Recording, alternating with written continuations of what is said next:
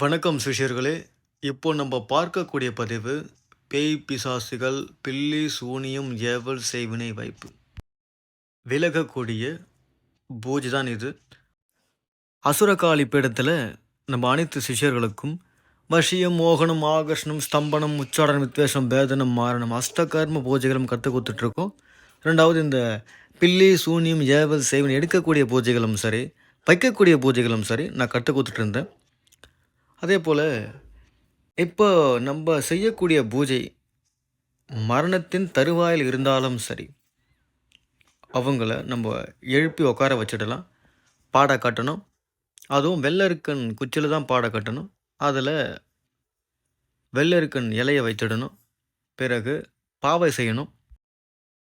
யாருக்கு பாதிப்பு அதிகமாக இருக்கிறதோ அவங்களுடைய முடி, நகம், துணி, காலடி மண் இது அனைத்தும் வைத்து நம்ம பூஜை பண்ணணும்.